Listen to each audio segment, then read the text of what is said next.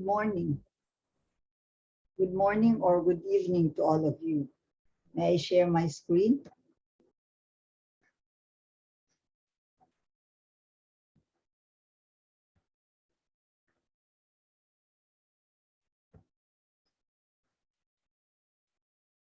I'd like to discuss mangroves as frontliners in disaster response, both in community-based and institutional modalities. To the right, this Vietnamese artwork shows the different mangrove goods and services, especially coastal protection. And may introduce two metrics, the 4:1 mangrove to pond ratio and the 100-meter green belt. This is the mangrove reef, the green belt needed to reduce wave energy. And if you want to reduce it by 60%, you need 100 meters wide. And this 2012 review paper shows how mangrove vegetation, the green belt, can attenuate or absorb or reduce wave energy from storms. If you look at Philippine laws, they mandate way back in 75 20-meter wide mangrove strip and even up to 100 meters along shorelines in typhoon areas. But we see mostly green belts of coconut trees and nipa huts, which are not effective when storms come. So after Haiyan, Senator Bam Aquino sponsored a national coastal green belt bill that mandated 100 meters wide from the coastline.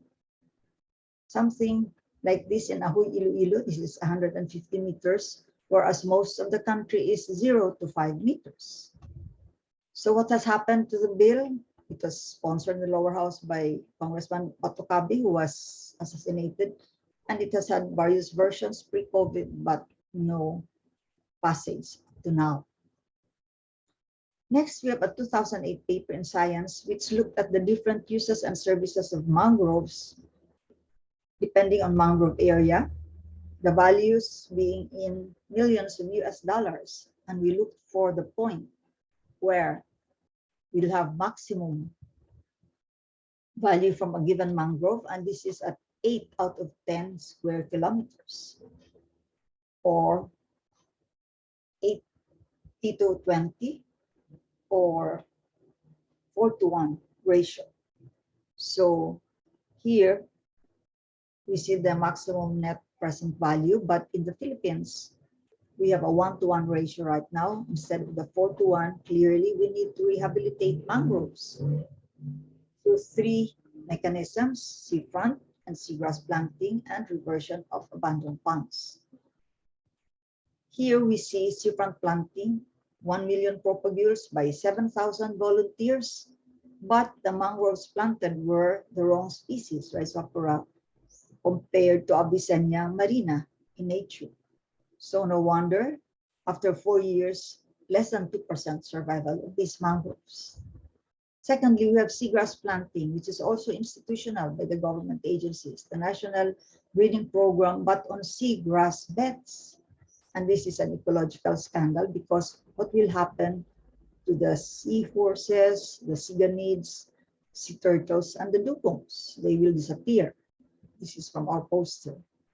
Now, seagrass and seafront planting are very popular because it's open access, no conflicts, and also the photo opportunities. Whereas pond reversion should be the way forward, because this is where mangroves used to be before they were converted into ponds. They have very high survival, as we can see in this case study. In Leganes, over 3 years, the abandoned pond was brought back to full canopy by assisted regeneration. In contrast, we have so many laws mandating reversion, especially the Fisheries Code of 8550, but there is no compliance. The planting, by the way, was by volunteers, students, communities, employees. So this site now is a showcase for volunteer labor, pond to mangrove reversion, and the 200 coastal green belt. The last two institutional, but all of them involving community labor. So thank you and good day.